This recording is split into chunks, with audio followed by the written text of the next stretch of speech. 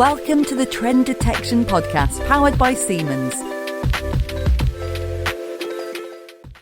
Today, I'm live at SPS 2023, where I'm delighted to be joined by Anders Ottersen from Siemens, where we are going to be discussing the topic around the state of readiness in the Danish region.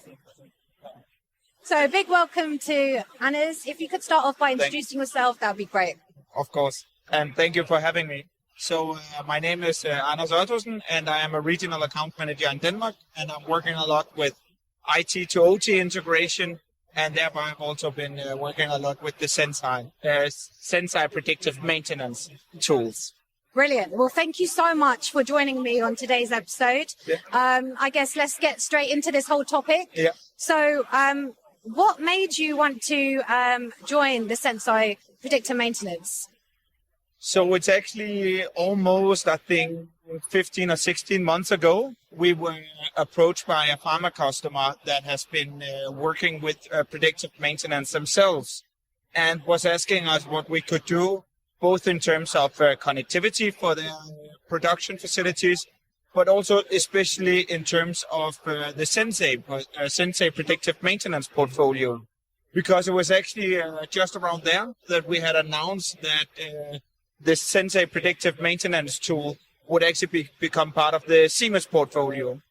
And what we later discovered with the client was actually that one of the reasons why, besides the technology, that they chose to go and do a POC with us was actually because of the integration with the Siemens portfolio, because it gave some credibility to the portfolio. Okay, brilliant. And as you touched on joining the portfolio within Siemens. So my next question is really around, what makes Senseye Predictive Maintenance different compared to others that you've worked with within the portfolio around Siemens? Yeah. So thank you for that. First of all, the agile way of working and the nimbleness the platform has is one thing. We have really seen that we many times have questions from the customer, and we were able to adjust to those. But besides these things, that is of course when you're a startup, a competitive advantage. One thing is the openness about the platform. So we have all the time been very transparent with the customer about what is possible, and we compare to some of the other elements in the DI portfolio.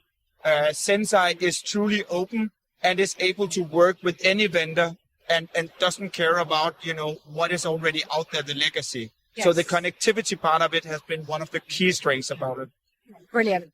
That's great to know. And I think a lot of people do mention about this openness and transparency and the fact that Senseye Predictive Maintenance can integrate with many different platforms, And we have had some more funny encounters with that, because starting to engage with the people that also came with the acquisition of Senseye Predictive Maintenance, people weren't really they didn't really know how big a strength it was that Senseye Predictive Maintenance was such an open tool. Yes. And for us, coming maybe from some of the other parts of Siemens, it is a key strength. And they have started to learn now how important that is. Of course. Yeah. And I guess that takes me to the next question around, the state of readiness. What does that look like within the Danish market? I think I spoke to a machine builder a couple of weeks or months ago, and one of them was saying, they had been sitting in this forum and asked about, we all are striving for Industry 4.0. But where are we? And everybody was saying we are probably at Industry 3.1, 3.2. So, we have started to take the first leaps into acquisition of data, but we still really don't know what we should use it for. Okay. And, that is at least where I see the Danish market right now. Okay. We have started to move away from the question of why should we start to collect data into more, there is value in the data we can extract, but how do we then transform that into actual business use cases and value for our customers and also for ourselves? Okay. And I guess you get that question asked quite a lot. You know, a lot of people ask the question around why. Why should we do this? This whole topic around digital transformation. Yeah. So do you see the market, I mean, how do you see the market from, 5 years from now? I see that extraction and data and understanding your machine and also your end production, your production facilities from also a data point becomes a key asset and a competitive advantage in the market. So it's not going to be a question about either you do it or not. It actually becomes about, you using it as a competitive advantage, both as an end customer and also a machine builder. Okay, brilliant. And then, just moving into the key benefits of predictive maintenance. What would you say are your kind of, top 3 key benefits around this topic?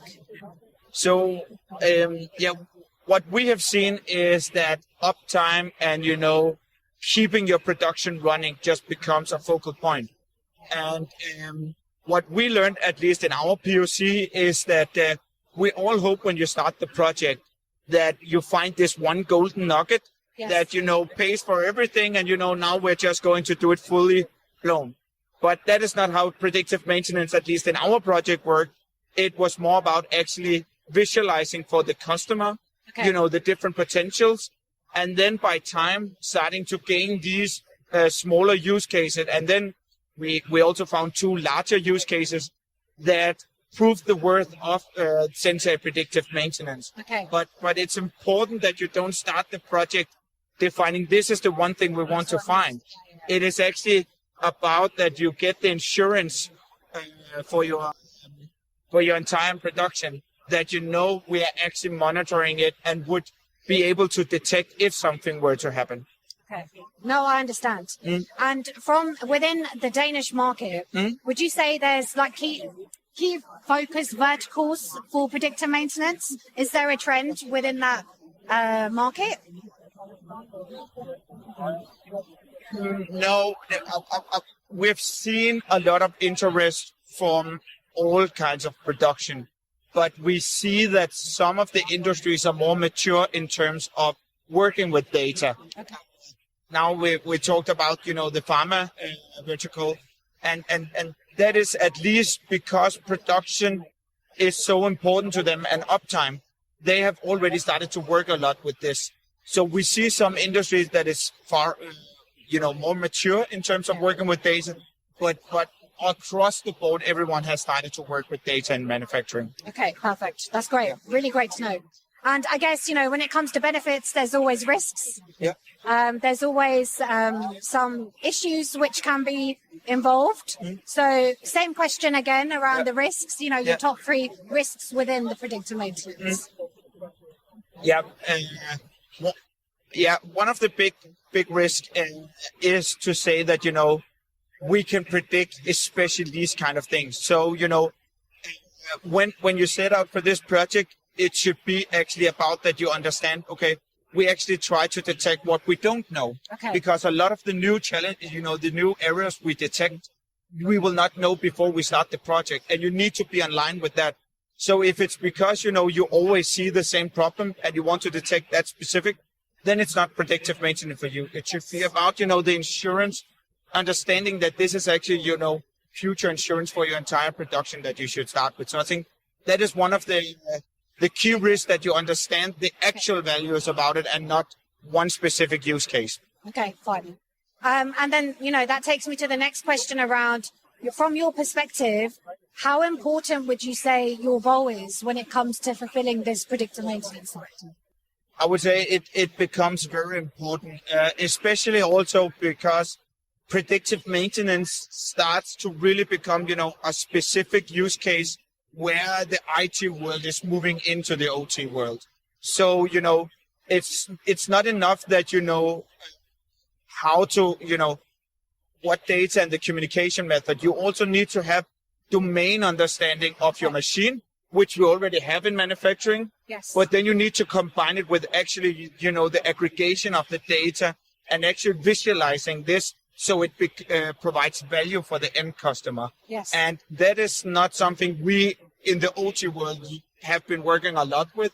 And that is why I see a lot of culture changes here where, you need a strong partner. It could be Siemens in this way, where we facilitate and help this dialogue between the different cultures. Of course. And there's many elements which need to be taken into consideration when it does come to running a successful PDM project. Yeah. Cultural change is one of the biggest ones which really come into it. And I think people underestimate how important it is, especially with key stakeholders, both internal and external. Mm-hmm. So I guess I have, a question, more of a discussion question. Mm-hmm. So there's been talks around end users and machine builders. Okay, so this whole topic focused around digital transformation. What's your view on this?